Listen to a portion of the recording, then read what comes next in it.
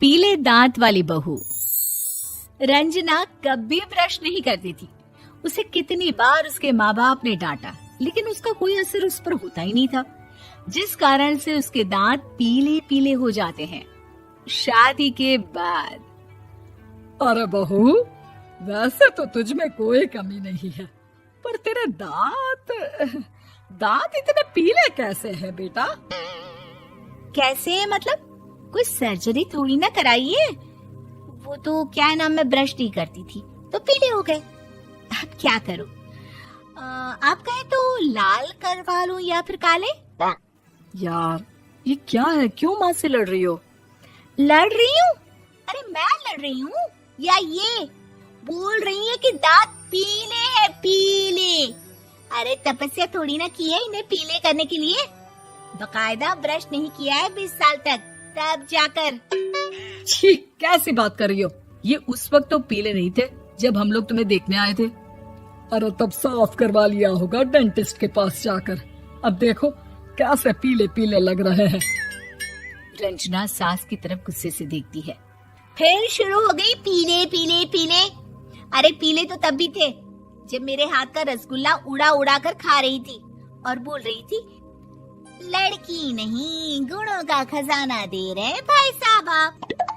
खैर, अब वो लोग करते भी तो क्या करते, पीले दांत वाली बहू पल्ले पड़ी थी तो झेलना तो था ही। एक दिन कीर्तन में रंजना गाना गा रही थी। अरे कमला बहन, माँ का द्वार है, यहाँ तो सब शुद्ध होकर आते हैं, फिर अपनी बहू को ब्रश भी नहीं करवाती तुम। दूर से पीले पीले दांत भक्ति में बाधा उत्पन्न कर रहे हैं। अरे कोई 2 साल की बच्ची थोड़ी ना लेकर आई हूँ मैं बहू बनाकर। अच्छी खासी लड़की है, अरे कैसे करवाऊं ब्रश? ये तो उसे खुद करना चाहिए ना।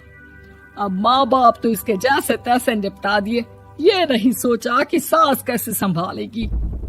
सास बहू को लेकर घर आ जाती है, लेकिन सोच लेती है कि अब इसे लेकर कहीं नहीं जाएगी।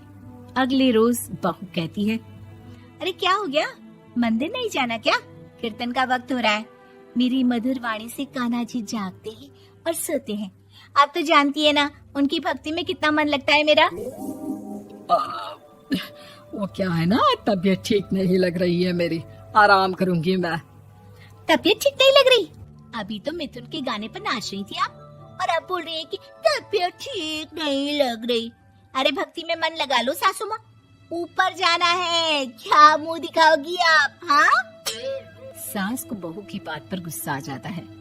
मैं क्या मुंह दिखाऊंगी, इसकी चिंता तो ना कर, समझी? अपने मुंह की चिंता कर, जो ये पीले पीले दांत लेकर हर जगह पहुंच जाती है। पता है लोग कितना मजाक बनाते हैं। ना जी ना, मैं नहीं जाना कहीं तेरे साथ। तो ये बात है, कोई ना, मत जाओ, मैं अपने कमरे में ही बैठकर भक्ति कर लूंगी। ऊपर वाला दांत थोड़ी ना देखता है, मन देखता है, भावना देखता है। और अरे बस बस, तू सब कुछ दिखा, बस ये सफेद चमकदार दांत ना दिखाना किसी को, है? जा यहाँ से। बहू को सास की बात का कोई फर्क नहीं पड़ता, वो तो जैसी थी वैसी ही रह जाती है। सुबह नहाकर किचन में खाना बनाना, फिर खाना खाना, कीर्तन भजन करना और सो जाना। एक दिन, माँ जी मैं सहेली के घर जा रही हूँ, शाम को लेट आऊंगी। हाँ हाँ तो जाना, मैंने कौन सा तेरी आरती करनी है घर पर बैठकर। रंजना सहेली के घर जाती है, जहाँ वो पार्टी में जाने की तैयारी कर रही होती है। अरे शिखा, कहाँ जाने की तैयारी कर रही है? मैं गलत वक्त पर आ गई क्या? अरे नहीं यार, उल्टा सही वक्त पर आ गया। मैंने ये साड़ी और ज्वेलरी निकाली है यार, शाम को इनके ऑफिस की एक पार्टी में जाना है। बताना कैसा लग रहा है ये सब? नहीं यार, इस ड्रेस के साथ तो वो वाली ज्वेलरी अच्छी लगेगी। हाँ हाँ सही बोल रही है, मैंने ध्यान ही नहीं दिया। वैसे तो हमेशा से मस्त फैशन सेंस रखती है। तो बड़ा जाती होगी ना पति के साथ पार्टी में। रंजना कुछ नहीं बोलती, बस सोचती है कि यार काश ये बात सही हो जाती, पर मैं क्यों नहीं जाती पार्टी में? क्या इन लोगों की कोई पार्टी होती नहीं होगी? रंजना घर आती है और रात में पति से सवाल करती है, एक बात बताइए, आप मुझे किसी पार्टी में क्यों नहीं ले जाते? क्या आपके यहाँ ऑफिस में पार्टी नहीं होती? पति बेचारा क्या कहता कि दांत पीले हैं तुम्हारे इसलिए। अरे कोई पार्टी होती नहीं हम लोगों के ऑफिस में, तो कहाँ से लेकर जाऊं? और मार्केट, मॉल, कहीं वीकेंड घूमना, कहीं तो। अरे यार, सारे हफ्ते में एक छुट्टी मिलती है, तो सोचता हूँ कि आराम ही कर लूं। क्यों? रंजना मन मार के रह जाती है। पहले कभी सास के साथ मंदिर जाया करती थी, लेकिन वो भी सास ने ले जाना बंद कर दिया। घर बैठी बैठी रंजना बोर हो जाती है। तभी उसे आइडिया आता है और वो मायके जाने का सोचती है। सासू माँ, 2 दिनों के लिए मम्मी के घर जा रही हूँ। अच्छा ठीक है, आराम से जा। और हाँ, माँ से कुछ अच्छी आदत सीख कर आना कि कैसे शरीर के हर भाग की तरह दांतों की सफाई भी जरूरी होती है, समझी? शुरू हो गई ना आप। वो लोग आपकी तरह नहीं है कि छोटी छोटी बात का बतंगड़ बना दे। उन लोगों के लिए मैं मायने रखती हूँ, ना कि मेरे पीले पीले दांत। रंजना माँ को बिना बताए उन लोगों को सरप्राइज देती है, लेकिन जैसे ही वो दरवाजे पर पहुंचती है, अंदर देखती है कि घर वाले कहीं जा रहे होते हैं। अब माँ, काश रंजना दीदी के दांतों वाली प्रॉब्लम नहीं होती, तो वो भी हम लोगों के साथ चलती ना बुआ जी की बेटी की शादी में। हाँ बेटा, लेकिन अब उसे कौन समझाए कि उसको उसके पीले दांत नहीं दिखते, लेकिन उसके आसपास के लोगों को कितना एम्बैरेसिंग फील कराते हैं।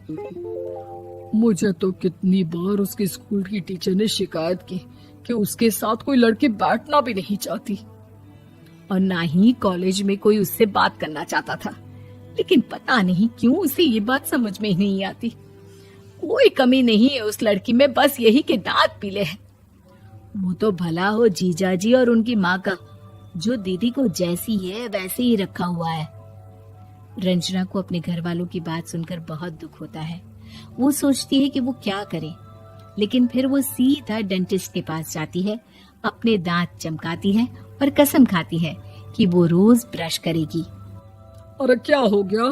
तुम तो 2 दिनों के लिए गई थी ना, पर कोई ना, अच्छा है, चलो आ गई तो। रंजना सास के सामने आकर खड़ी हो जाती है और पूरी स्माइल करती है, उसके चमकदार दांतों को दिखाती हुई। हैं?